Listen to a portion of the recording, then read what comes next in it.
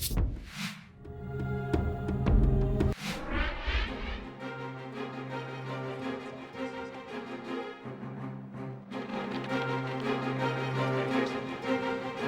lot goes into making a game, and there's lots of experimentation, and right up until the point where it's burned on a disc, every decision is critiqued. I don't think it's necessary. Even more. It's the big door that comes brings up that other grenade.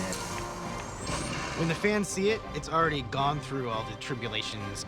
It's a much more harrowing process than I think most of the fans understand.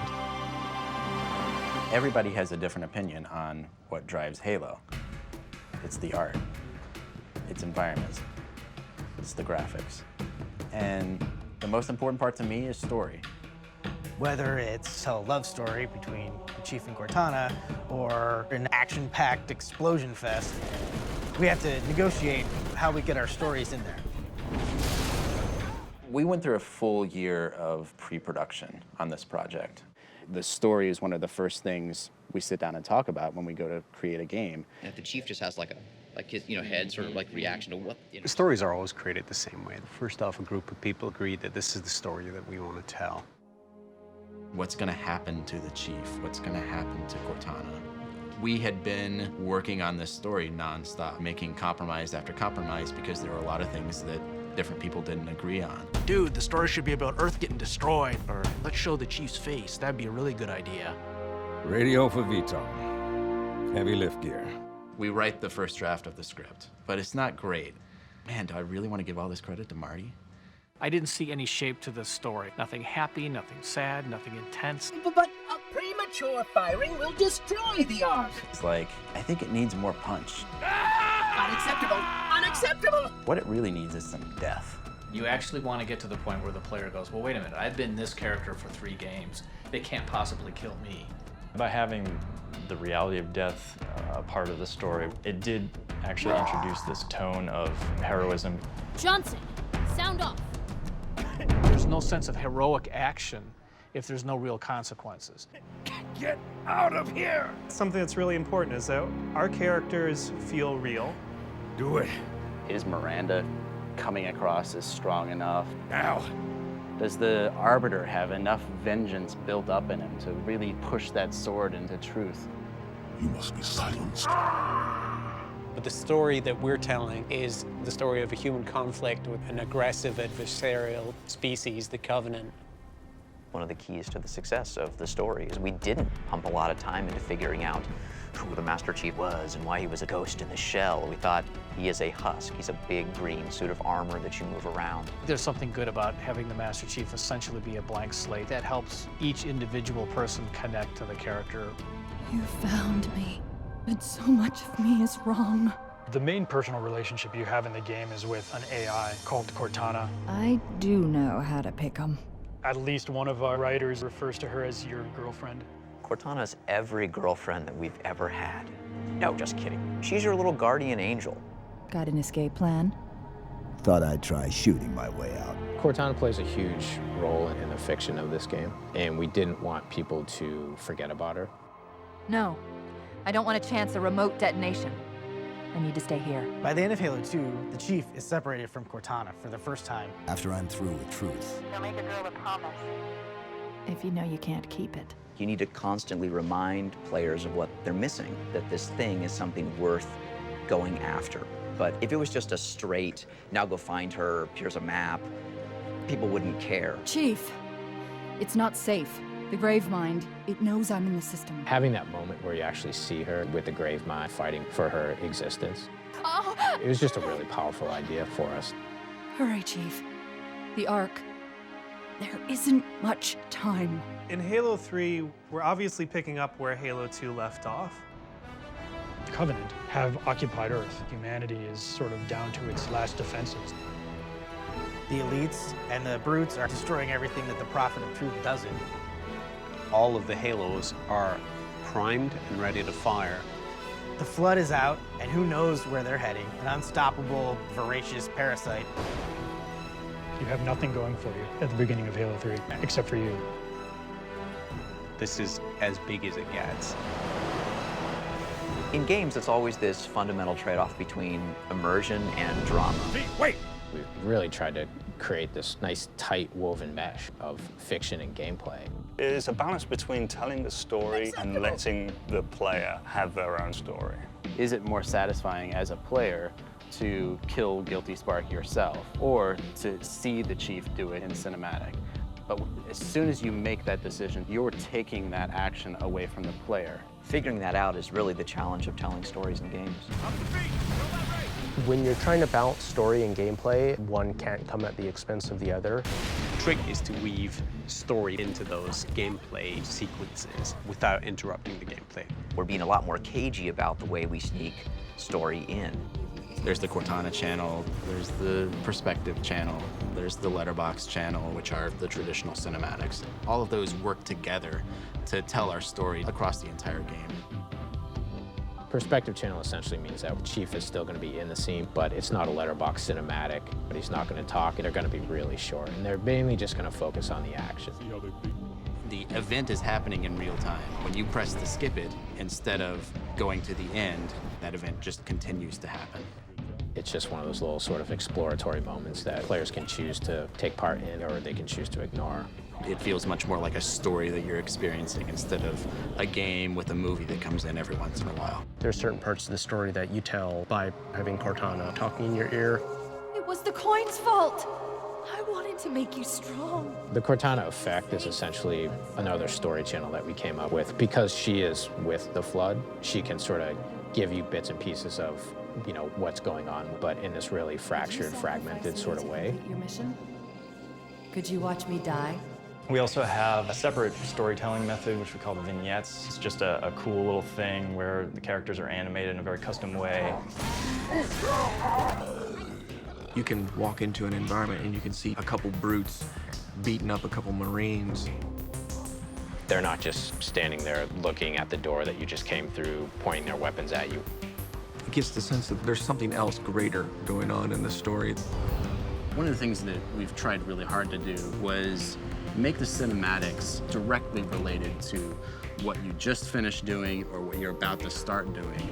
In Halo 3, almost all of our letterbox cinematics start with a player action. You must activate.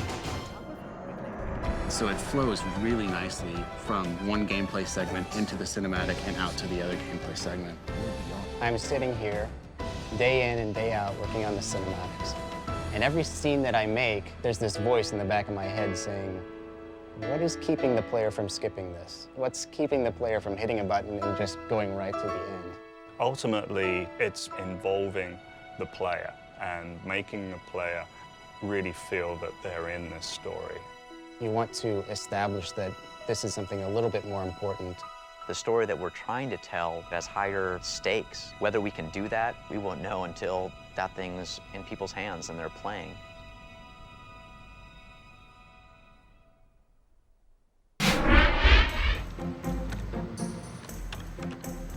Design is about the dance. I love the dance. It can be a little bit of a fight. It's always a degree of compromise. Someone comes by your desk and says, that's just not quite right. Then things change. You make a cool gun. Things morph. The next thing you know, it's a flamethrower. Things completely get cut. Once you giveth, and it taketh away. The design process is not just driven by the story, and it's not just driven by the gameplay. The development cycle revolves around missions. So at the beginning, when we're concepting missions, you fill it with some sort of challenge. When I first start out a mission, I will try to get a good high-level set of goals of enemies, weapons, and events. The first phase is repulse the Covenant. And then the second phase, we're trying to have it so the player expands their territory that they have and pushes the neutral and the enemy territory back. And then the third part of an encounter is what you might call chopping off the head of that encounter. You're really trying to get to the end of the level. There may be a brute chieftain that you've been working your way towards, or a wraith tank. Once we sort of nail that down at the highest level, we think about what are the cool experiences you can have in that mission with those characters. 2 guys against the player might be tough, but 2 guys against the player when the player has this weapon is suddenly an easy encounter. So now you can put 4 guys in there. It'd be cool if the Phantom dropped off a sniper jackal. Yeah. The idea for a mission can start in lots of different places. Sometimes there's some really cool environment that we want to feature. We had the notion of starting the game in a jungle from the very get-go. Engineering grasped onto, like, that's going to take a lot of cool rendering, and artists grasped onto that and said that's going to allow for some really cool artwork. Design grasped onto it and said that's going to really sell the gameplay on that first mission. Here is the first drawing of the jungle, the first mission in the game. We tried to indicate that the early areas would be used for basic movement training, and then moving into combat training, then eventually advanced combat where grenades are introduced and the player's introduced to the concept of flanking. From this, we went to an actual whiteboard where a lot more detail was added in. A whiteboard contains sort of a rough layout and a list of the different sandbox items that are going to be used in that mission. Then we'll also start listing out more specifics about the encounters, like where the grunts will be introduced or where the phantom is going to come in. From here, we went on to Illustrator, and after that, we went into building the mass outs in 3D Studio Max, and we were off and going. I would say Halo 3 is more of an offense game. It's all about getting in the action. You gain yourself more cover, you gain yourself a nice weapon, and that sort of starts tipping the scales in your favor. Every mission has its own feeling, and you don't just get that sense of, oh, I'm going from room to room and just killing more guys.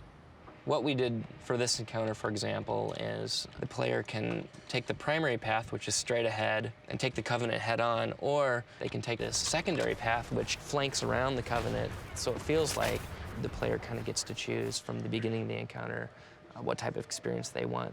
Having a player feel like he did the right choice is probably one of the most rewarding things you can do in a game.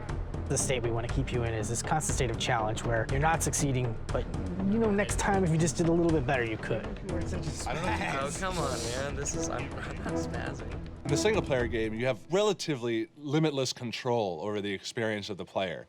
In multiplayer, it's very much a conflict between live participants that you're duking it out with. When the map design sort of evolves, it needs to be balanced. Blue team, what are you doing? Oh, God! The blue team starts on one side and the red team starts on another. They sort of have an equal arena to play in.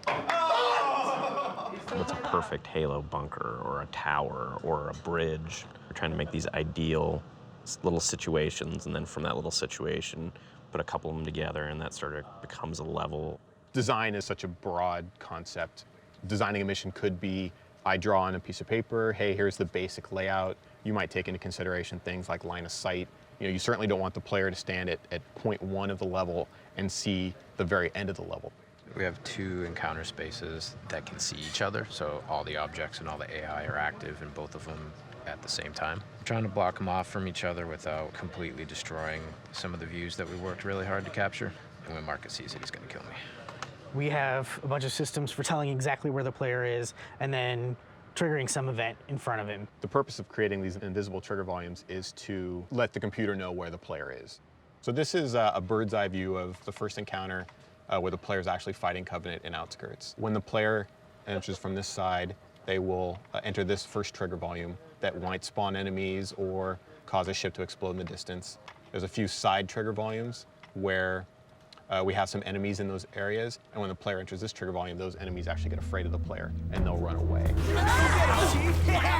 That's the way, sir. Hoorah! This is how we would make a trigger volume. And let's say, for example, we want some enemies to spawn in this little basin down there. You would place a trigger volume, you can control the scale of it, and you would want to create a nice, clean line that the player can't get around. You know the player is close to the ground, so they can't actually see over the hill, but you wouldn't want them to be able to stand here because they could actually see the enemy spawn, and they'd spawn out of nowhere. So you're always just looking for a line so that the player can't actually see what's happening. Player crosses a bend, they hit the new trigger volume, and that fight ensues. If mission designers are like storytellers, I give them words like warthog and explosion to tell different stories. The basic design for a weapon needs to be fun to shoot and fun to be shot at. The shotgun is all about close range, surprising people. The sniper rifle is long range. Spartan laser is about taking down vehicles.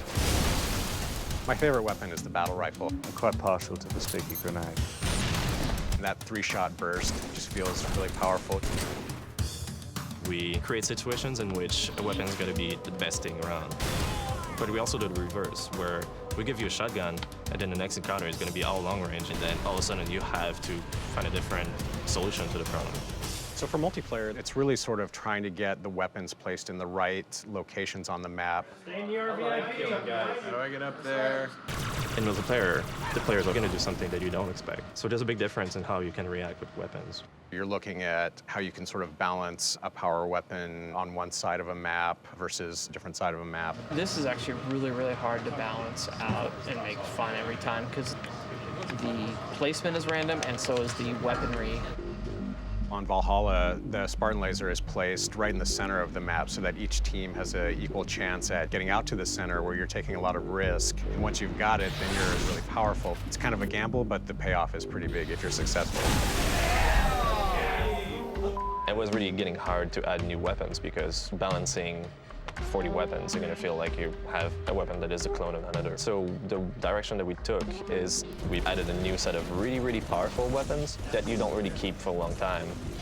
We've got an entirely new kind of weapon, the turret weapon, where you walk up to a turret and you yank it off its tripod and then you're walking around and you're doing third person. We just limited the amount of ammunition in the turrets because they're really too powerful. As new events happen throughout the level, your objectives are often changing, like when the Scarab comes in, for example. You know, it's pretty clear that you've now got a new barrier to being able to complete your overall objective of the mission. In Halo 3, the Scarab is super dangerous. You've got to be smart about how you approach fighting it. The Scarab was in Halo 2, but it was very scripted. The way it was actually implemented in the game was boring as hell. The design was horrible. It looked like a basket, like a handle. I'm going shopping. It's horrible. When you're fighting the Scarab in Halo 2, you had to kill the two guys that were driving it, and then he died in a cutscene. That was pretty cool, but it wasn't part of the sandbox. One of the first things we were looking at for Halo 3 was, let's give it an AI, let's let it move about the environment completely freely, let's make it part of the sandbox. So we want to make it as interactive as possible. So not only is this thing trying to kill you and all of your allies, but it's almost its own encounter space. It's up to you to figure out exactly what you're going to do to take out that Scarab. If you don't figure it out, well, you're probably going to die. The end of Halo 3 is the end of the entire trilogy, and we wanted to do something really awesome for the end. Explosions! Yes. You were telling me half an hour. Drop it! Oh God, no, you're not gonna make it. You want me to drive? No, I want you to fix it so that I won't die when I go full speed. What I was playing was the end in a very unpolished, very rough, very frustrating state. You've got to build it, you got to play it, you got to say, it's not good, let's try it again. Every step of the way, you know, I'm going, is this fun? Is it exciting? As we get toward the end of the project, we're just making smaller changes, tweaking how much damage something does. We have to make sure that the doorways are the right size. How's the cover playing out? We're the ones that have to wire it all up and make it work and make it fun. Just a little more sped up, I think. And ultimately, you might have an encounter that plays great. Jump off there. Jump off here. You should be able to land. Oh, so close to making that jump. That's awesome. Sometimes you stumble on it, sometimes you plan for it, but the most important thing is when you recognize it, that you covet it and that you keep it. The shipping game is always an approximation of the perfect vision. I like not having to be the one who decides when I have to stop, because I would never stop if I had any choice. And then the game would slip and then we'd all get fired. And even then I wouldn't want to stop.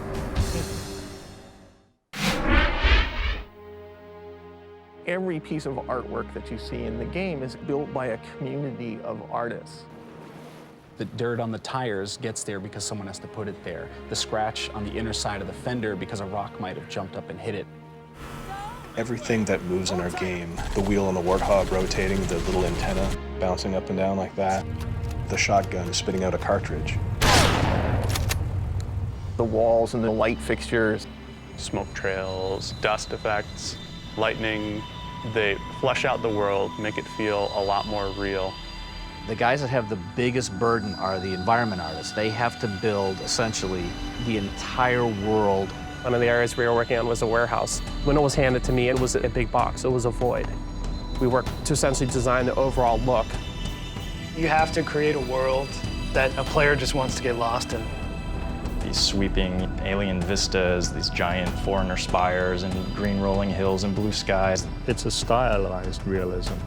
What's important to this space? There's my exit, there are my places to get cover. That gives us a three-dimensional picture, and we start building it. We'll get the basic forms in, then we'll do a layer basic lighting, then we'll do a layer basic texturing.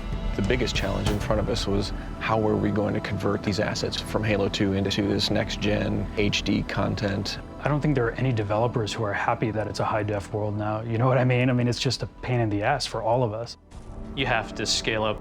We need to have 4 times the size of textures, 4 times as much content, just to create the same experience that we had with Halo 1 and Halo 2. It's a brand new console. What we found was more powerful engine, a lot more work for one artist. Xbox 360, there's screaming for more detail, so we've got to provide it. This is one of the things that's going to set apart Halo 3 from Halo 2, just the sheer number of tufts of weeds and grass to sort of help them blend into the ground and the terrain. I know that if there's one out of place, like when the game ships, every time I run by that in multiplayer, I'll see that one blade of grass and I'll be very upset, so I tend to get a little obsessive about it. Art and design is like almost the exact opposite of each other. I'm always trying to add something that he wants to get rid of, or he's trying to add something that I want to get rid of. First-person shooters are given a lot of bad publicity because this room's filled with crates. We'll give him a beautiful environment, perfectly composed, lit, and then he goes, I'm just gonna put a few crates. Don't worry, just a few. Then you got purple crates, and you got the green crates. And then there's, oh, don't worry. These crates are only here temporarily. You're gonna turn them into something really cool, and then you find out so long as it stays exactly the same proportions as a crate. Our combat rests heavily in the fact that we have a fair amount of cover. A designer will grab the ugliest crate in the world and go, hey, this is a great place to fight around. And then the artist will come up and go, that's a box, like it's pretty ugly. Here's something cool. The designer will come in and be like, this is gorgeous, but this is an absolutely awful space to fight bad guys in. Tell them to drop everything and recraft this. This space needs to be fun before it's pretty. Art really likes rolling, beautiful hills and completely open environments, and we're like, what are you gonna do in there? We need to throw crates Drive the in. warthog smoothly. That's Yeah, what we but do. for infantry encounters. Oh, my warthog fell over. One of the things Halo is really known for is the vehicles. Our vehicles really eat into the dirt and bank into turns and have a lot of mass. Jamie comes to me with an idea for a brute vehicle that was a little bit like a ride-along lawnmower. It's called the chopper because it will literally chop you up. Before starting work on the brute chopper, we discussed the brute. Look, it has soiled itself. The brutes are taking a lot more precedence in this game. To give the brutes more depth, they need to have a history too. And one of the ways to show a history is vehicles that they created. So I look at the brutes, I try to imagine what their home world is like. Maybe they're from a place where they hammer ore and there's lava and magnetism. And I say, okay, well, how do I build a magnetized metallic lawnmower that's fun to drive and shoot people with? I'm gonna take Travis's yellow and stick it on the chopper because I think it looks cooler with the tone of the metal. But the hover technologies, it's all Forerunner, Covenant, so it's all gonna be like a bluish purple. You can think of the brutes as building their stuff like in a chop shop. They go in and just tear the crap out of old Forerunner technology. To me, the brutes look like guys who ride Harleys. They just do. Large wheels, lots of metal, leather.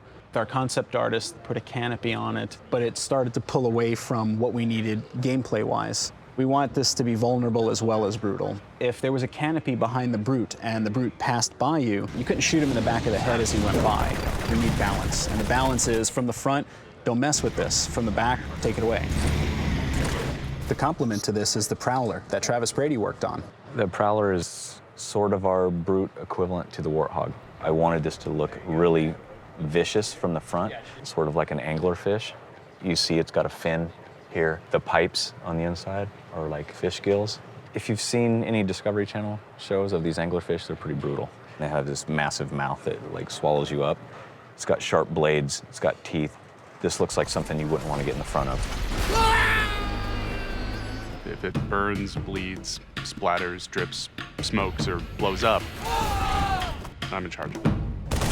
Every individual projectile needs to be detected against what type of material it impacts. When you shoot, you leave a decal, which is a small bitmap If you shoot at the same spot enough times, the system has to be smart enough to say, oh, there's already a decal there, don't draw another one. And it's a very complex system. You got more pixels per screen, which means everything takes more time to create. In Halo 1, we only had one bone in the face, and that was the jaw, and so the jaw would just do this. Halo 3, we're looking at some characters that have over 30 bones, and so now we can do some pretty full expressions. Oh, come on. Impress me. Stop! Character rigging 101, which is vertex weighting, and that's where you would assign the vertexes on this face mesh to the skeleton. You can grab the face flags and animate them around and get any kind of facial expression you want. Angry emotions on the eyes, slide them up on the mouth. There's something about modeling someone that doesn't exist that never really translates as well as modeling someone who does exist.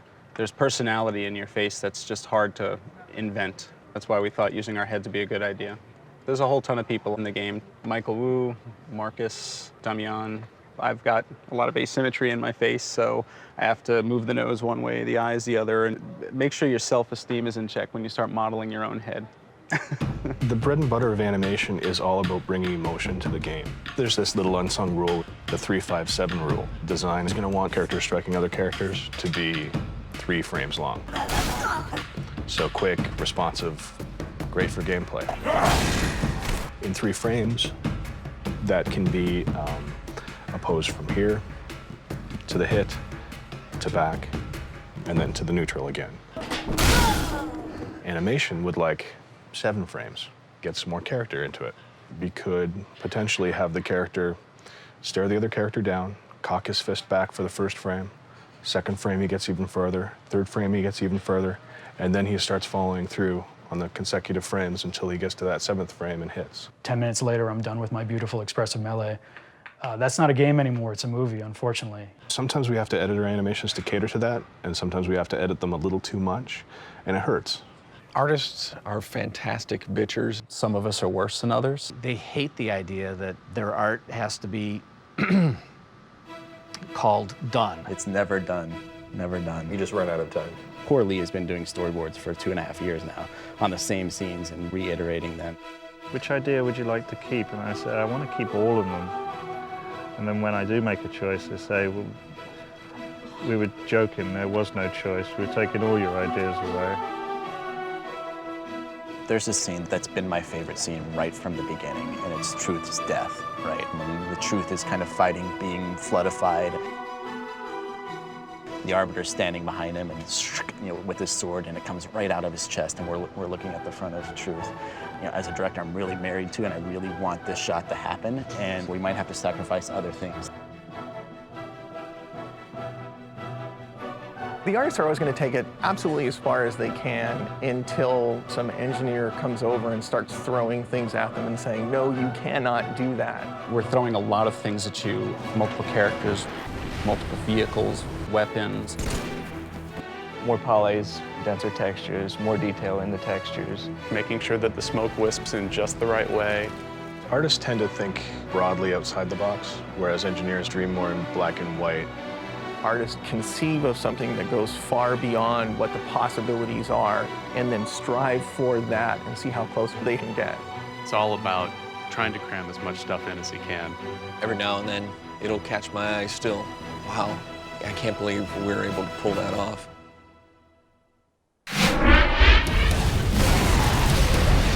Games are nothing without suspension of disbelief, of you losing yourself in that environment. They're creating fantasy world, but even fantasy world has some resemblance to real world. If water looks like water and rocks look like rocks and explosions look like explosions, then you are engaged in the plot at a much more visceral level. The way that the engineers and the artists work together is one of my favorite things about Bungie. You've got these insanely brilliant mathematical types that are really passionate about this new technology. There have been a lot of ideas that have started from the engineering side, where an engineer said, hey, there's this technology I know how to use, or there's this thing I think I can do. He definitely had a long-term vision about the graphics system. He had some fundamental ideas early on that he thought were going to be really important. Halo 2 had a water system that looks really good, but it has a lot of limitations. It's pretty convincing from a high angle, but when you're at eye level, the effects breaks down. We were not actually rendering water as geometry. In the beginning, we'll have to do a little bit of selling. We have to say, hey, look at this cool water. It's going to be awesome. We're going to do weather, we're going to do water. And the artist then gets extremely excited. The Halo 3 is based on a new platform of Xbox. So in the new generation, we make the water surface animated. You can interact with it, you can throw things in the water, and it creates ripples, and it looks great. Probably the most fun thing about the water is that the bodies float in it. So you can shoot people and watch them float downstream. When we first began our endeavor with building interactive water for Halo 3, we had given examples of small pools of water, little streams, rivers, and that kind of thing. We just freshly deliver the water, and then the water happened to have ocean waves on it. What it turned out that we needed a lot more of was small creeks, babbling brooks, or rushing rivers. Water's pretty tricky. My first attempt yesterday was pretty bad. I think it's cool. You think it's cool? Yeah. Tell Marcus you think it's cool. Marcus complaining about it. Ocean waves in a stream? No, it doesn't work at all. You want every creation you make to be beautiful, but with limited budgets, it's hard. If you're trying to integrate something, cool things into the game engine, you have a pretty limited budget. You have to be really strategic with how you plan your assets that way.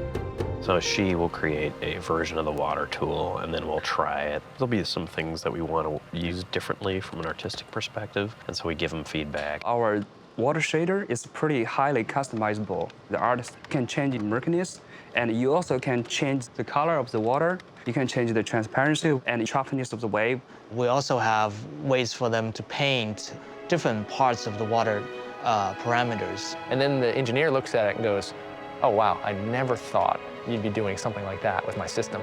But that's so cool looking that I want to make a better system for you to do that. And nobody knew what it was going to turn out like. And then when it came time for the beta, which is when it really came together, it was awesome. Pretty soon that you see water shows up in every level. So basically means if you have something cool, they'll actually go out of their ways, making sure that the technology gets used in the right way. So we're more of a partnership than a competition, because everybody wants their level to look the best.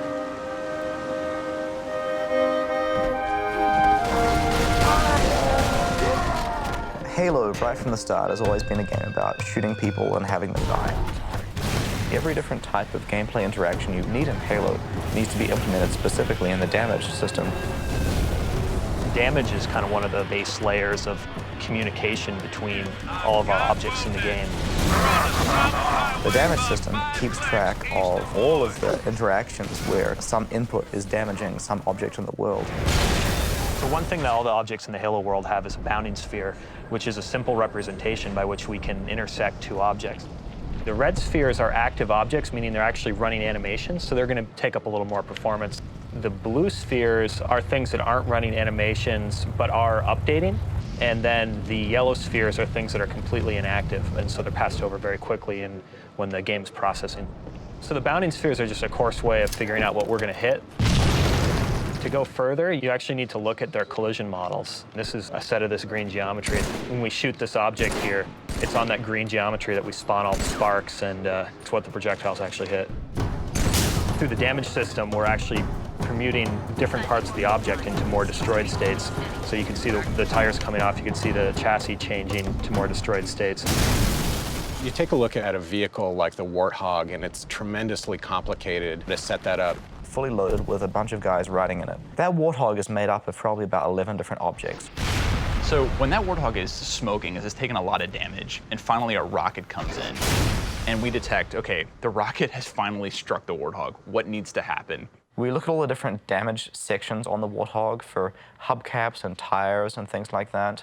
If any of them were particularly near the epicenter of the blast, then we're going to detach them and blow them off and accelerate them away.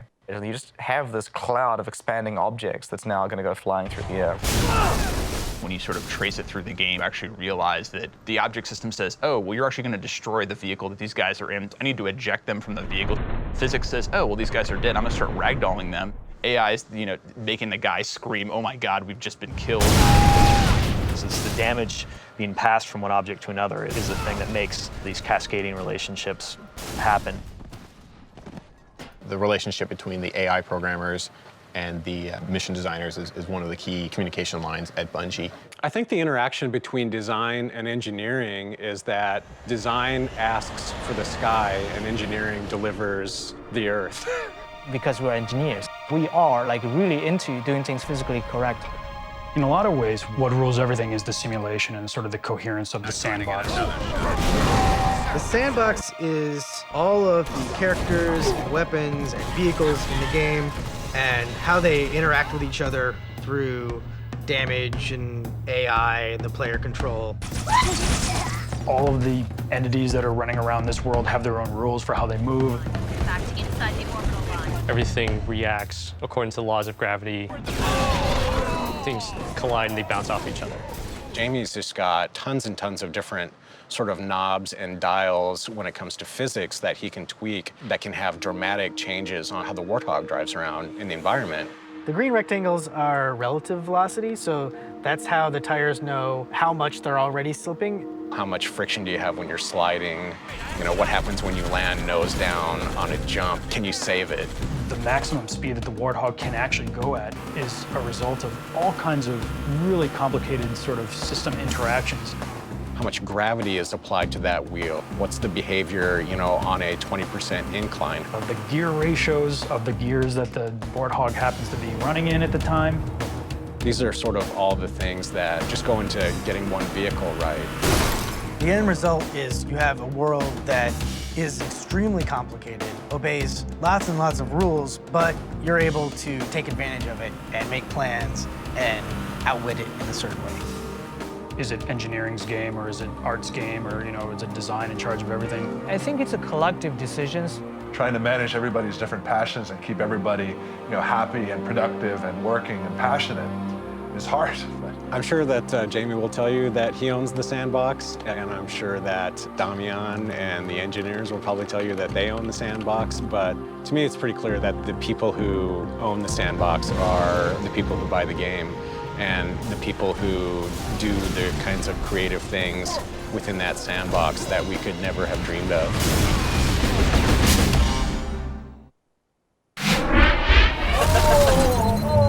Didn't damage you at all? That's total crap! Wow! I swing and nobody gets hit. It's not consistent at all. The grab hammer just really currently is not doing what it's supposed to do. The timing's totally wrong from the time that you press the trigger to the time it inflicts the damage. Kale, your bug sucks. Please fix your bug, Kale.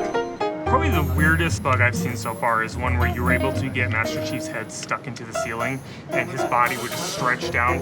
When two people would lunge at one another, there was a possibility for them to actually pass through one another. Get a person positioned on a rock, and as you're lunging at them, if they drop off the back of the rock, you're gonna have to go sailing about half a mile in the air. It's really difficult to figure out all the different ways somebody is going to play our game. People will play this in totally bizarre ways. Kills with just the sword, and they'll just want to go through the game by never using weapons. It really has to change the way that you think about testing the game. Game testing is an incredibly tedious process. The main reason it's important to test Halo is we add this one new character or one new weapon. Everything we change has a potential to crash the game. Ooh, face.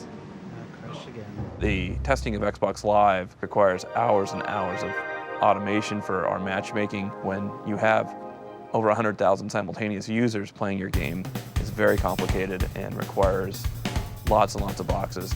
There's so many interconnections between code and content. It is a system that whenever you go into it, if you're going to make changes, you'd better be damn sure what you're doing is not completely breaking things. The key to Bungie's success is not some sort of magic, it's testers that keep the build stable to make sure that everything is as fun as it could be. We're grunts.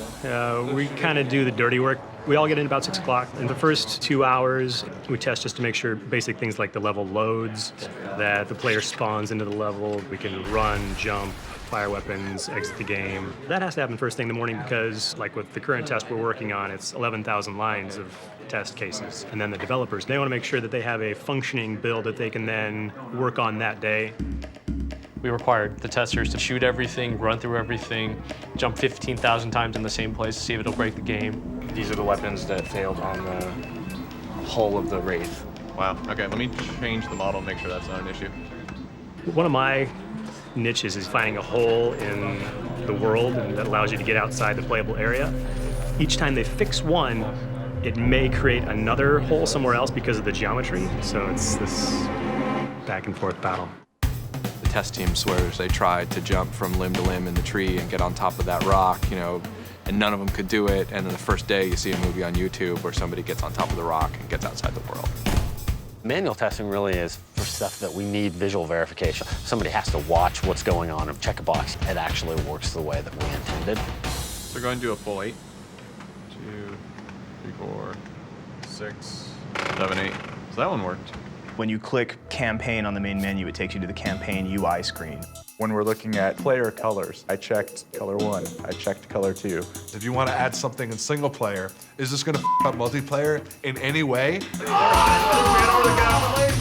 The difference between multiplayer testing and single player testing is that in multiplayer, you've got a lot more variables that can be going on that you can't control. You can have up to 16 machines in the same game, and there's going to be different network latency and lag. A lot of times it's just a mistake where they'll transpose a number or leave a decimal point off. One machine may think that one person's over here, and the other machine may think that the person is over there. But all of a sudden, that bullet that should have struck you in your left earlobe, it actually grazes right by, and now the whole world has skewed and you've gone out of sync.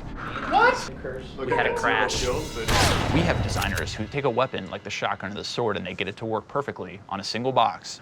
But then you put it in 2 boxes that are separated. One guy's playing in Maryland and one guy's playing in LA. And then all of a sudden, the designer goes, what the hell happened? This weapon's terrible. It doesn't work at all. I'm going to invite the Japanese guys to our game now.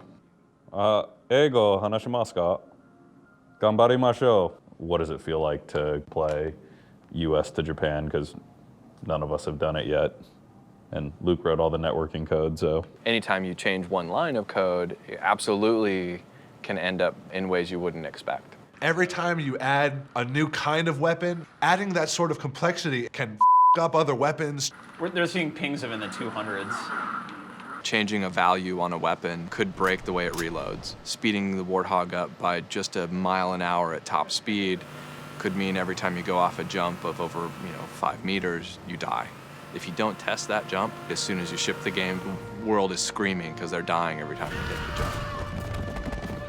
The way Bungie tests involves everyone. The artist is testing by running the game and adding new textures to it. Designers testing the game by adding a new vehicle or tweaking the raid. Marty, C. Paul, and Jay are testing the game by tweaking audio. It's people sitting at their desk doing work, testing our game.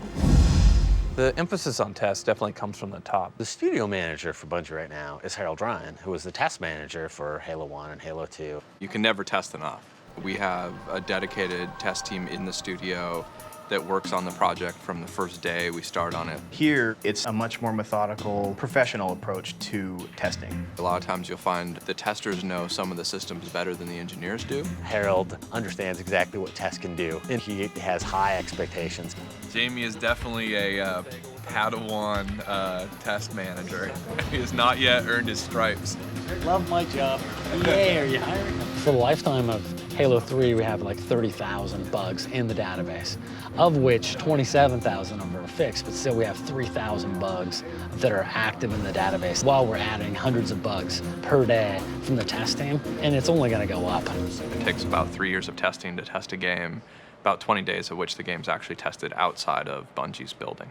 Microsoft has a group of people devoted to doing user research. It's called usability testing. We actually run one participant at a time. Now it's time to get out of here. Ooh, I think he's got me. It's all about getting inside the player's head. The whole user research team is a bunch of PhDs in psychology that sort of map out people's experience. We're looking at how the user feels about this level or that level of that vehicle. I like how smart these things are. It doesn't do the same thing over and over again. There's a completely different experience for a designer actually watching other people play the game. I think I need to go in that cave. Everybody? Nope. Being able to stand there with a notepad and just write things down is just totally invaluable. Even though there's one-way glass in between us and them, you still have to be careful, because if you laugh too loud, it goes right through the glass, and then they can tell that you're laughing. I want to welcome you guys for today's playtest session. We're not testing you guys, we're testing the game.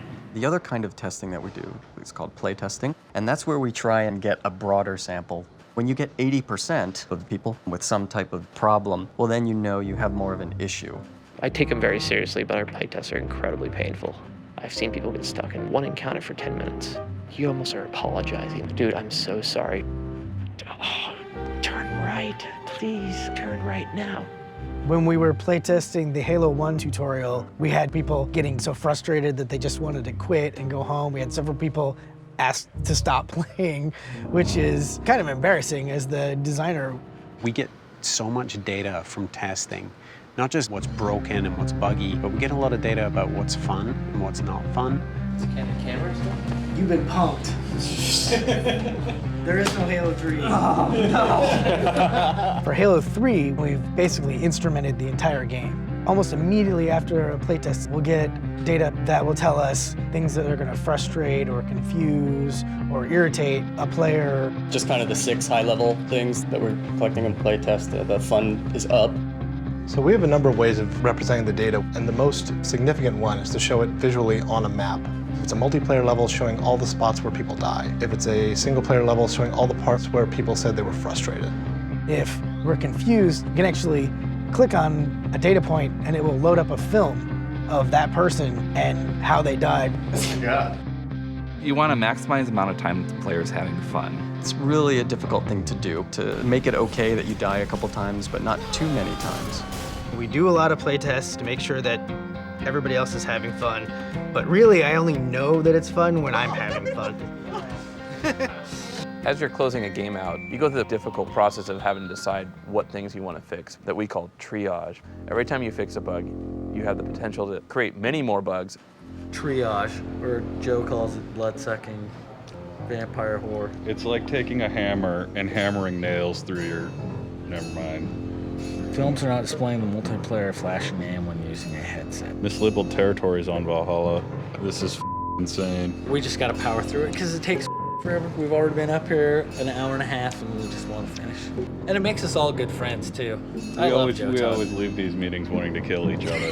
Exactly. I like you though. I don't like that guy, but I like you. A lot of times, design and test are sort of at loggerheads. The artists and designers are never done. There's always one more thing that could tweak. We just need to figure out how to get more reinforcements and more waves, add more cover. You're just shoveling in content, and it's very difficult to keep it bug-free. Sometimes new code slips in that we don't know about, and that causes me to be a little bit less smiley face. Like, what? What are you guys doing? Why did you add this? My job is to make the game more fun, whereas the test team looks at it, their job is to make sure the game is stable. If I'm completely happy, then it means we shouldn't have made the change because it was too risky. And if test is completely happy, then we probably aren't making enough changes. But if we're both sort of unhappy, that's usually the best state. If the developer guys didn't put bugs in, we wouldn't have jobs. But luckily enough, the dev guys put a couple bugs in there, and I feel like I have the best job security of the bunch. Once again. We take a lot of effort to make sure the game is stable, that the game is fun, and that at least 90% of the people out there, they'll have a good time playing it. There are a couple of crashes that we won't be able to figure out that we'll blame on solar flares or space aliens. As long as the game doesn't set your house on fire, all the imperfections, I'm perfectly fine with it going out the door. You never want to let it go. You always want to iterate on it. But if we really believe it's not ready to go out the door, it won't go out the door. I know you, your past, your future.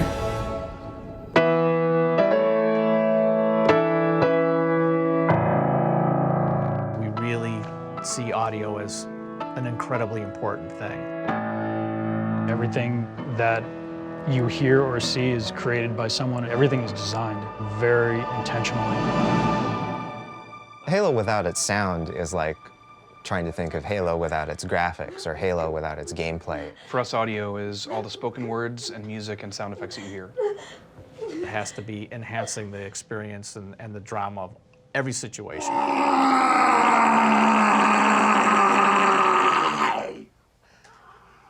Destroy them, brothers! You know, if you trick all your senses enough, you're really immersed into it.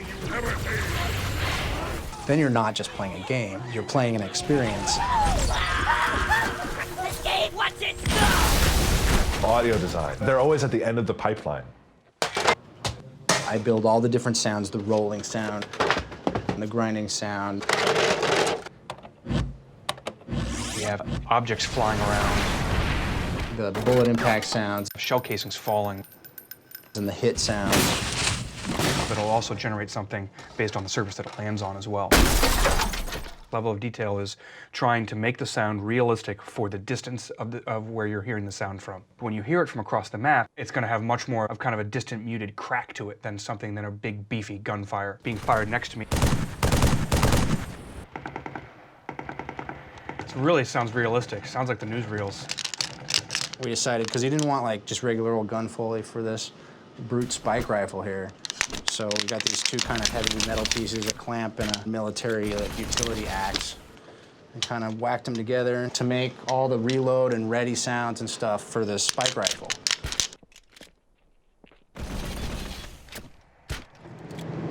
You always need interesting sounds. I will hear sounds out in public or out in nature or whatever that just other people just don't even notice. It washes right over them. About a year and a half ago, I was down in Ixtapa, Mexico. I swear these people sitting on the beach just thought I was insane because I had a pair of headphones on, got a stereo mic in my hand. I'm just running up and down the water, trying to get as much different water footstep sounds as possible. Most of what we do is take all these different elements, mix it together until it sounds awesome. And I just start listening like a chef cooking in a kitchen. You have all these ingredients, you start throwing some stuff in, and say, maybe this spice will be good. Rob didn't just bang on a wok, he beat the living snot out of it. Ended up getting used as the Warthog hubcap. I'm gonna make a recording of the hydraulic door here on my car. I have a Subaru hatchback, and I recorded my hatch opening to get some kind of a sound that kind of goes up in pitch, and then you can manipulate it to sound big.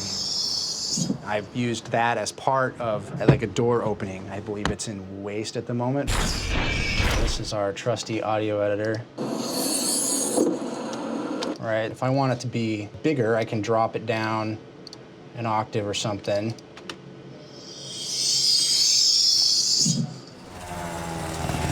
When we went to go make sound for the Mongoose, I recorded a two-stroke Vespa that I own that has an aftermarket muffler on it, which just makes it obscenely obnoxious. Then we recorded Eric Arroyo's Fiero. 6-inch fat pipes on the back, 2 of them dual exhaust.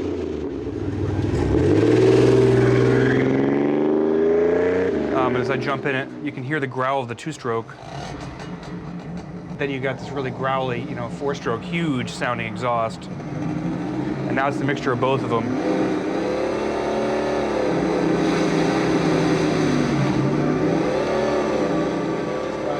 We see the world from an audio standpoint. That's who we are. Marty is king in the audio department. It's his gig, it's his engine. Or, he pushes a coffee cup around the studio really well. Yeah, I don't see work getting done here. What the heck is going on? Marty. Oh, do you need some makeup? Wow. Marty's coming in here to give me a hard time. Okay. Whatever he says goes for the most part, and he's got the bigger, nicer studio. He hasn't put the wet bar in there yet. We're always waiting for him to put the wet bar.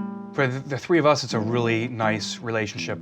I think part of it might be that all three of us are musicians. And I think that really helps.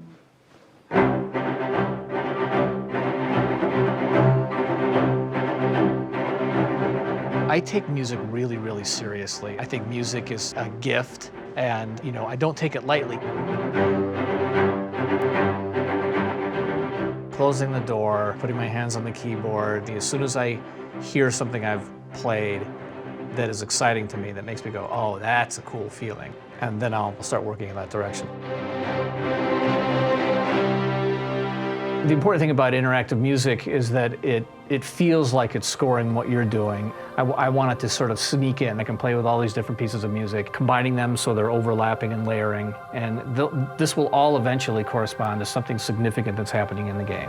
So I have lots of different kinds of pieces of music. I have pieces that I call glue that are just kind of ambient, smushy sounding pieces like this. And then if I hit play on this next piece, it would correspond to a stinger, a little shaker sound. Then we can trigger a percussive piece. And then in the percussive piece, I can say, play an alt version which means it's going to start to get a little bit more active.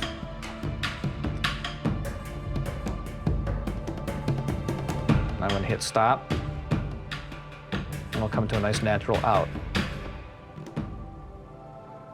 And what's nice about all these things is every time I hit start or stop or alt or any of that stuff, it corresponds to something that could be happening in the game. If we have a significant moment and I say,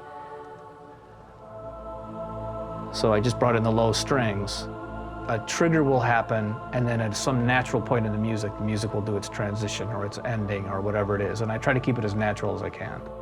You're perfect. Just keep on going. When this is over, that hammer is going in someone's ass! You want me to stick what? Ouch! He must have been real scared of me. It's really dirty. On Halo 3, it was really cool. We were able to record dialogue in New York, Chicago, Los Angeles, and Seattle. Take 2, 020 LA secret base, take 2. And you, shipmaster, just glassed half a continent. Maybe the flood isn't all I should be worried about. There are always moments in the game, like once you cross the river, trigger this line of dialogue. Objective in sight!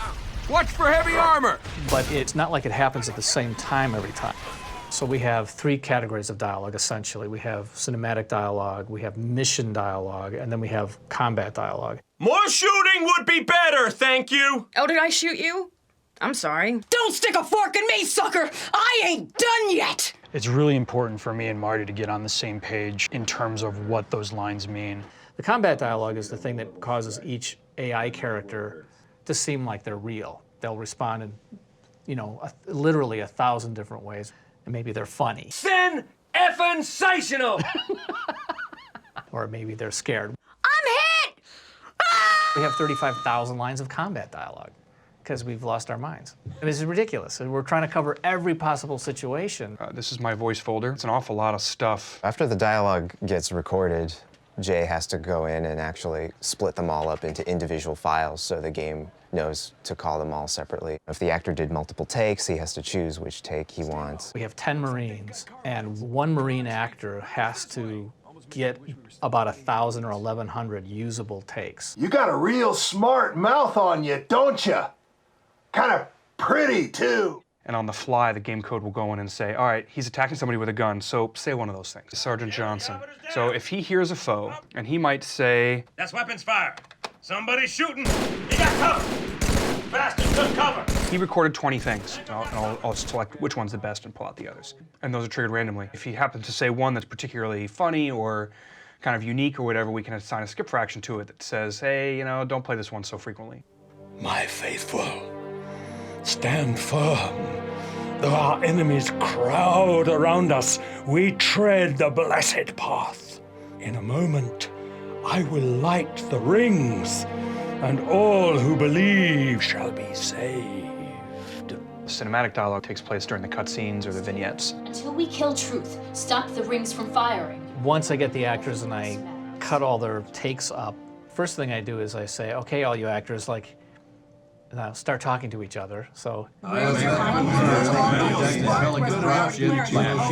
I do that just simply so I can balance the quality and their volume. Jay and Marty and C-Paul apply post-processing to the alien characters, stuff that makes them sound a little bit less human. They pitch the brutes down. Anything else, or is that all? Killing you is almost too easy. They pitch the grunts up. He's pecking on me. He's pecking on me. The sort of the robot little tinny voice on Guilty Spark. A wise decision, given their predilection for destructive acquisition. A wise decision, given their predilection for destructive acquisition. So we're right about 35,000 lines total that's triggered by the dialogue system. And then you multiply that times 10 languages. Luckily, those 10 languages go into the column of Graham's problem. Yeah, Loc is one of the biggest jobs. French, Italian, German, Spanish, and we're doing, for Halo 3, we're doing a version of Spanish that is just for Europe, and then we're also doing a Latin American version of Spanish. And then Brazilian Portuguese, and Japanese, Chinese, and Korean. And we have to have ways of verifying that, one, it matches the English, and two, that it actually gets put into the game and plays where it's supposed to. So this is the area where all of our localization testers sit. Chief, come to the back of the frigate. What's this something special? It's an innuendo. Oh, It's okay. like, I got something special for you. Jefe, ven al fondo de la fragata. Jefe, ven para atrás de la fragata. Atrás da fragata. 프리게이트 뒤편으로 오세요. 我给你一个礼物。 특별한 것이 준비되어 있습니다. Tengo algo especial para ti. In the end, we get as much stuff as we can in and get it sounding pretty stinging good, and then we bring Marty in and we play together. When we're playing the game with each other and against each other, we're just making sure that each one of us can really listen now to what have we created from an audio standpoint, how does it work? See, this is really hard to get work done. Jay, you need to put a fade out on the loop. We can be talking to each other while we're playing, like, yeah, that's too loud, that's too soft. Well, we'll keep struggling with it until we get it right. He can listen to something that for the first time and say, like, God, that sounds perfect, but maybe we should change this other thing. Wait. All right. Don't. I promise I won't shoot. Every once in a while, I can make sure that I kill somebody and they know who's still in charge. But then they kill me, I don't understand.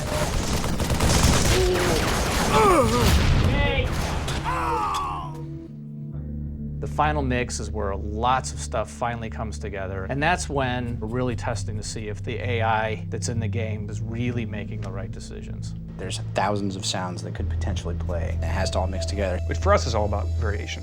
You have 10 footstep sounds instead of one footstep sound that you hear over and over again, because that's annoying. The engine randomly chooses. We actually try to hook things up in as small pieces as possible because it's the interaction of all those pieces that makes real life. It's like having a mixer in a box, and the audio engineer is sitting inside the Xbox and is going, oh, let's do this and that and the other thing, and mixing the volumes of the game on the fly as you go. If a grenade goes off right next to you at the same time that a guy right next to you is talking, the audio system is making the decision about how loud to make one versus the other. It's a very, very complicated system. We actually turn down all these different sound categories, different percentages. You want it louder, though. There's this smart mixer that's mixing the audio, and we just make sure that he's always making the right decisions.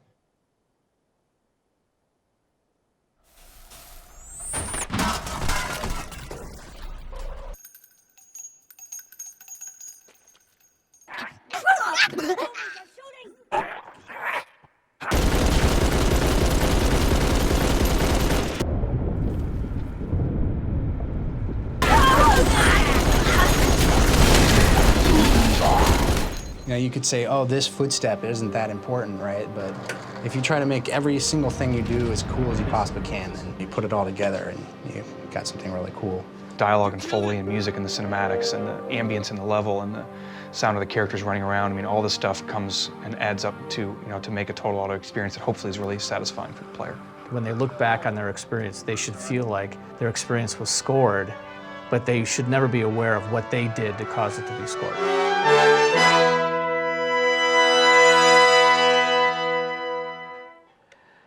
Okay, that sounds good. Thanks for doing that again. That was great.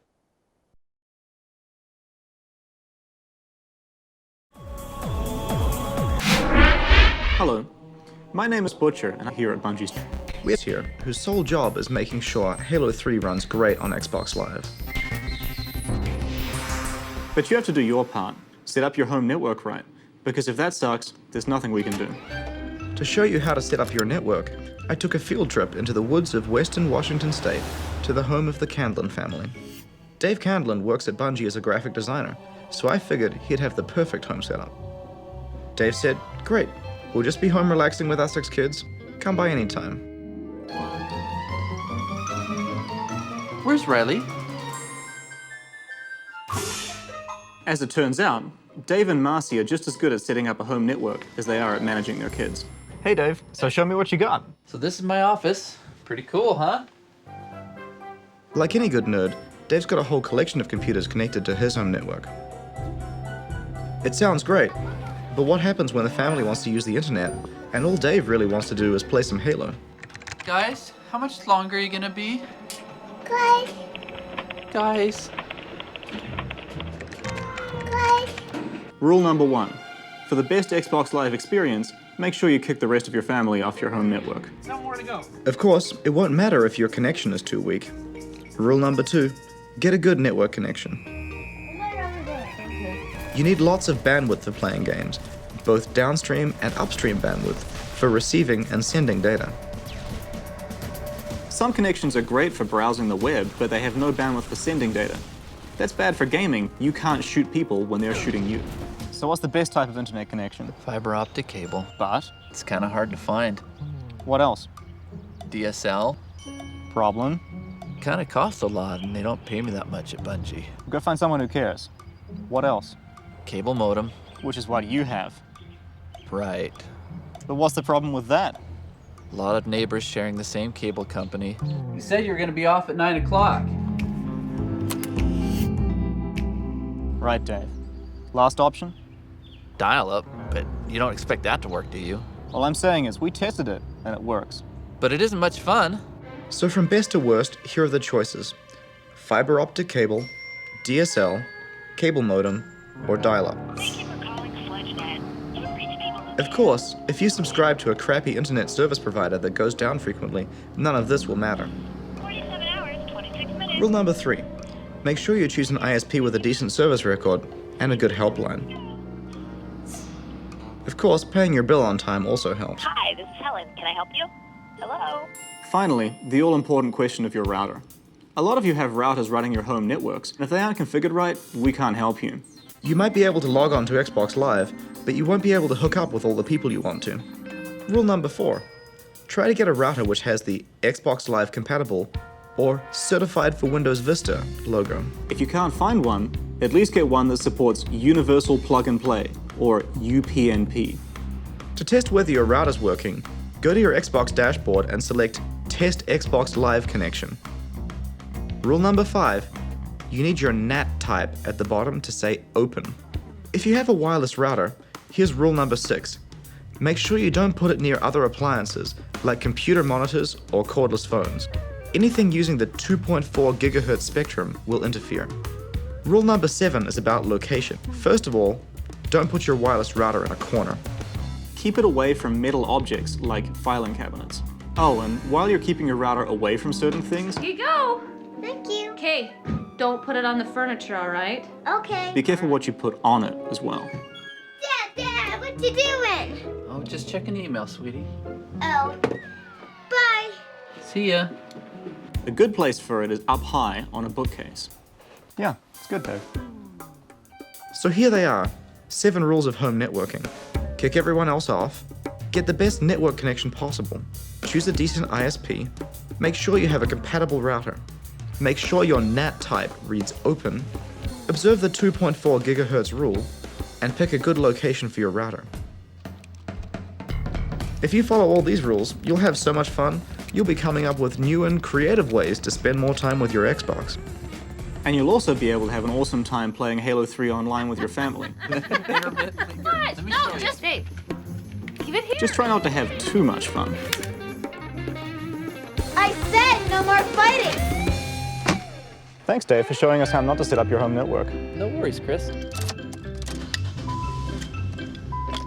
I could have sworn Dave said he had 6 kids. No animals or Candlin family members were harmed in the making of this video segment, although a few egos were bruised. Do not attempt to make a sophisticated high-end instructional video like this at home. The warnings and advice contained in this video are intended solely for the purpose of helping Halo fans to set up their home network. If you still don't have any fun at Halo 3, it's your own damn fault.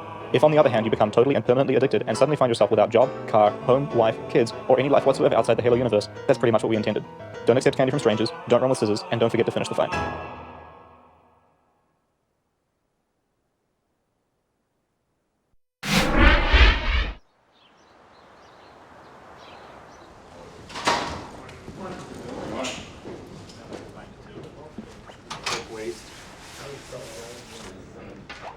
It's 6:03 in the morning. We're the forearm team. Did you write the bug? Closing on bug number 25,000. I'd say we'd probably get it today. It's just a stream of bugs. This morning I was up at 4 assigning bugs too. It never ends. 24/7. There's always someone here. I usually get in between 6:30 and 7 and leave after, 7 or 8. Time goes by pretty quick. I think it's about 7 o'clock. I get a free breakfast when I show up early enough. There's a lot of food consumed in this building. I would be really frightened to count the number of calories. The day at Bungie starts with the obligatory run through security. You have like 3 seconds to get to the door and actually open it before it relocks. The warehouse. Over there's the multiplayer engineering pod. Where our genius, wildly talented programmers sit and make problems for artists, typically. Maybe not Luke Timmons. And all along the far back wall, we have environment art. Hey, Marcus, how would you describe this pod? This particular pod? Command Central.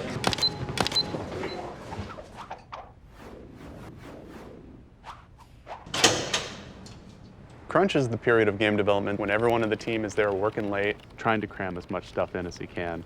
There's not really that much pressure until you see the countdown clocks. It's kind of a doom clock. The anxiety level's pretty high. I think I left at 1:30 last night. The pressure's on, but usually that's where people come out and do their best work. I don't know. I don't know what I'm doing today. I don't either. This used to be a Lowe's hardware store, I believe. This building used to be True Value Hardware. Or maybe it was a supermarket. From what I know now, they do Halo in here. There's a second floor, but it's only on the very back section of the building. It's actually, I think, above the bathrooms. The bottom floor is for development. The people on the top floor kind of run the stuff that's kind of external to the development of the game. The full-time employees don't want to be disturbed. Therefore, don't use the front door if you're not working near the front door. The only people in the studio who actually have offices are the sound guys. That door that's open right over there is the door to Marty's famous ivory tower office. When it says email or die, that means he's composing. This is the bowels of Bungie. Several people believe that my main role is to push the coffee cup around the studio. This little tiny area here is artists that are doing multiplayer map design. They have plants, they have Chris Carney memorabilia. The strangest thing about the building, it's got to be the no windows. You have no idea what the weather's like outside. It's cloudy. It's a little bit like a bunker. So everybody can hear everything you're saying all the time. There's supposed to be this kind of unwritten rule that if somebody has their headphones on, that you don't come and tap them on the back and ask them a question. But I think it's an unwritten rule because nobody's really paying attention to it. The acoustics are fantastic in here. I could hear somebody in test fart, and they're all the way on the other side of the building. When over from there, there's the design pod with all the guys working on the single-player missions. The design pit.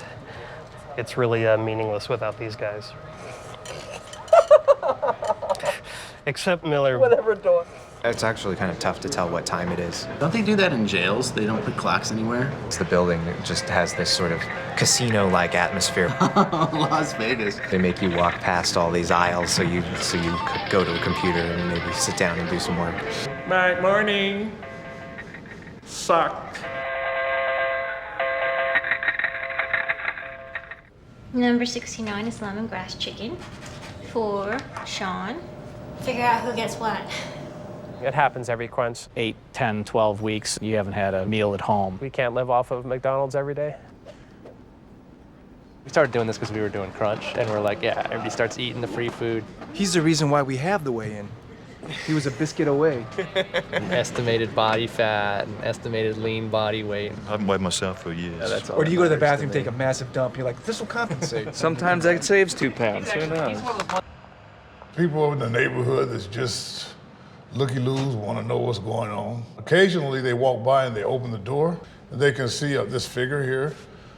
And it just looks like a place they want to see what's inside, So they try to trick me. And so far I've caught all of them. Harold is the studio manager. Harold Ryan is my boss. He sits there. Harold actually has the smallest desk in the company. This is where we go whenever we need help with the light mapper. How's the light mapper doing today? Excellent. Hey, Luis, how's the light mapper doing today? Not too well. See, it's the... This is sort of the central pod of test right here. There's Jamie Evans, our test lead, hard at work, as usual. Hey, rumor has it there's a tester here with a tattoo. Yeah? Can we see it? Exciting, wasn't it? I think I can count the number of women that work on Bungie on one hand. There's women here? There's a few. Yeah, 1, 2, 3. The interesting thing about our fax machine is it doesn't actually receive faxes. So it's just kind of this little quirky thing in the system that is just insanely inefficient. There's 3 bathrooms. 2 here, and then there's One up at the front, which is sort of for guests, and it's in the safe zone. And then there's one upstairs that they just put in. 1 out of every 3 times I go to the bathroom, I actually have to wait in line. 1 bathroom for 200 guys. 2 or 3 stalls for the guys, and I don't know how many stalls. How many stalls are there for the girls? There's equal number. Really? How do you know that? Another for 3 women. And I've spent my entire life waiting in lines. How crazy is that? Have you been outside when people are dropping the deuce? No. Like we hacky sack outside, and you can smell every scent. It's like this huge gust of. I'm not kidding you. You can't get on your skin. Feel that. Feel that. No, I'm not touching that. Just like I'm not going to touch your hacky sack from now on. When you're really in the thick of the crunch, you start having dreams about work. You're in here for 20 hours a day, and you're not seeing your family. And those are the things I think that give you the battle scars. Okay, so that's Damiani's. 11 hours, either free breakfast or free dinner, but not both. There's actually a false floor. There's all the network cables that run underneath that. How many miles of wire in the building? Millions of miles of network cables. So 175 ports times 12 cables each. That's probably too high. Divided by 5280 for miles. That's 49.7 miles of cable. It's 50 miles. Moving all of the testers from over there to over here so that we're next to Jamie. That's right. Everybody closer, better communication. It's Jamie's master plan. We're like an organic... Yes, we really seaweed. Some of the people that come in tomorrow, they're going to be in for a pretty big surprise. Those guys kind of knew that they were moving. This guy, I don't think knew. We're a floating island of madness. I don't know what it's like actually under the false floor. They say that people who crunched a little too hard, you might find some of them down there.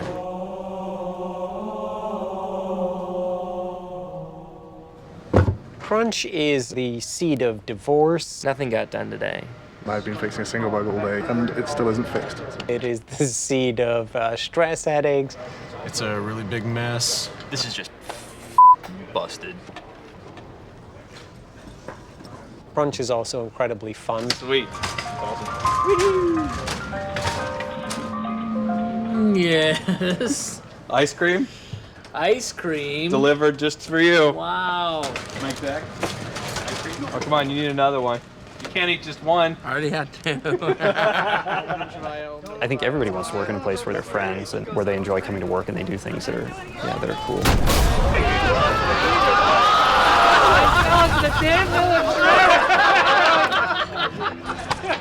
Oh, it's only 10:30. Wait till midnight or so. That's when it gets nuts. This is what matters, guys. Yes, there's a lot of playing around, but this is what matters. Today, this is today, and this is content complete. This was from a housewarming party for Mike Zach. Dave wore these green underwear. I ended up with them at the end of the party. Washed them, of course, and then brought them back. Hey, Kiss, how you doing today? Hey, good evening, sir. Here's the keys. Thank you. Crunch is when everyone is pretty much sleeping here. Sometimes brushing your teeth, the good ideas don't come, but the harsh realities come. Oh, 1 in the morning. Wow, it's already Friday. Making sure that people take baths and stuff like that because we're in close proximity. You know, I don't actually know a whole lot about the shaft, but we had to do an SDK upgrade, and so I was here till 2:30, so somebody gave me the shaft. It is the middle of the night, and we're going to be playing the beta with a group of guys in Japan. Ganbarimashou.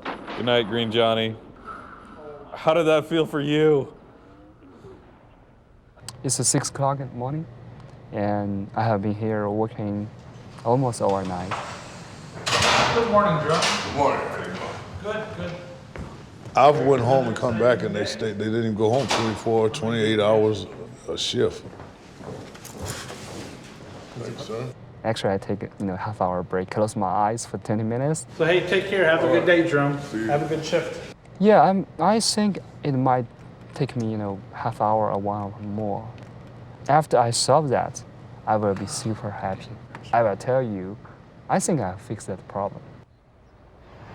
Yeah, so the thing with pulling an all-nighter is you get the good parking spot the next day. Good morning, Phil. Good morning, gentlemen. Morning, Phil. Back at it again? Back at it. Back at it. All right, have a good morning. You too.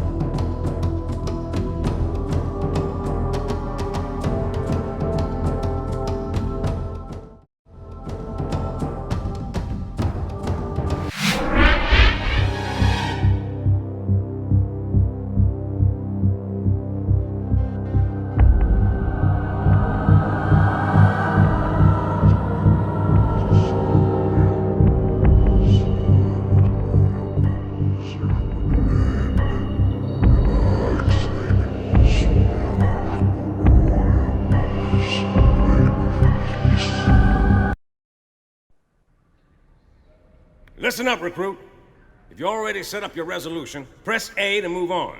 If not, we need to get your screen set up, because we don't want sloppy equipment messing up our mission. So follow me. First step, soldier, is identification. If you have a high-definition TV, we need to make sure it is selected. This little contraption on the back of your console should be flipped to HD TV if you got it, or TV if you don't. In a minute, you might need to push the guide, but not now, soldier. Just pay attention to the instructions. From the guide, you'll need to push Y to go to the Xbox dashboard. When you're there, go to the System blade, Console Settings, then select Display. Choose a screen resolution to match whatever the best resolution your TV supports. So here's what the system tells us your settings are.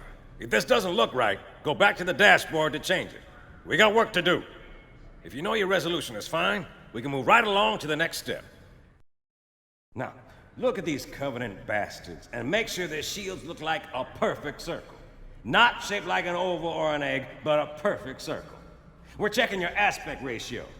What's an aspect ratio? It's the shape and proportion of your screen, fool! If you got a true circle already, then you're good to go.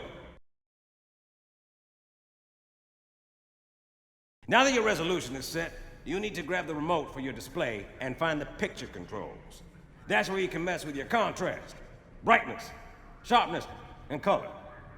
Then you're gonna pick up your controller and select A for the first calibration test. Go to the brightness control on your monitor remote. Now I want you to turn your brightness all the way down until you can't see the insignia. Just do it, that's an order. Then gradually turn it back up until you can just see the UNSC insignia.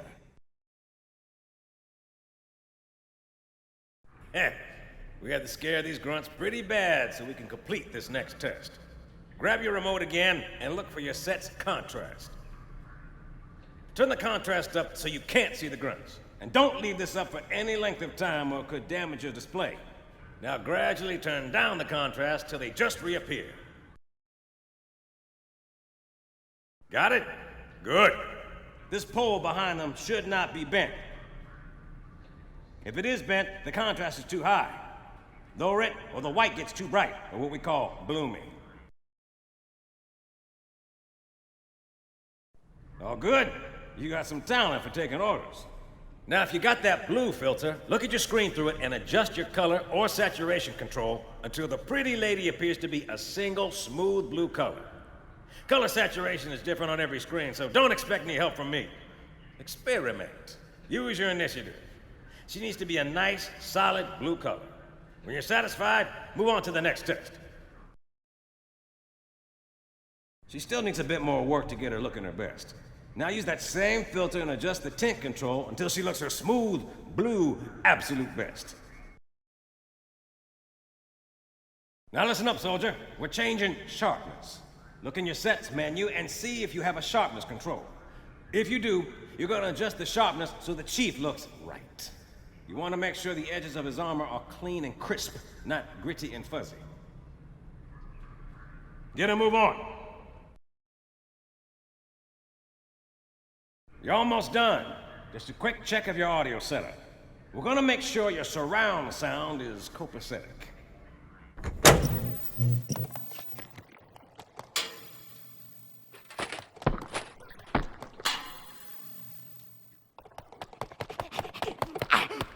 Welcome to the DVD surround sound test. Speaker on that side. Speaker on that side. Speaker behind you over there. Speaker behind you over there.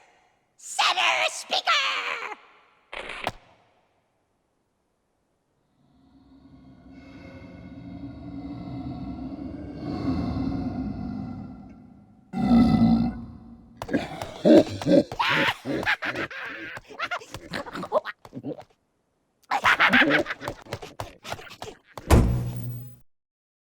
Ain't it glorious? Now we're gonna spend some quality time looking at how nice we got you set up.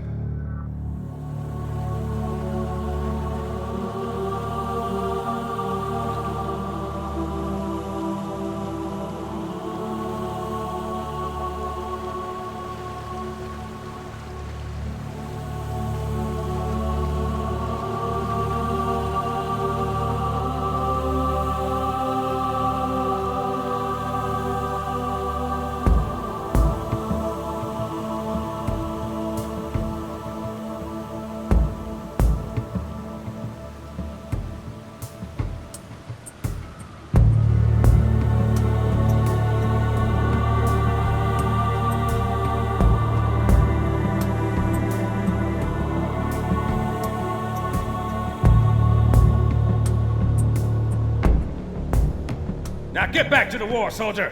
Johnson out.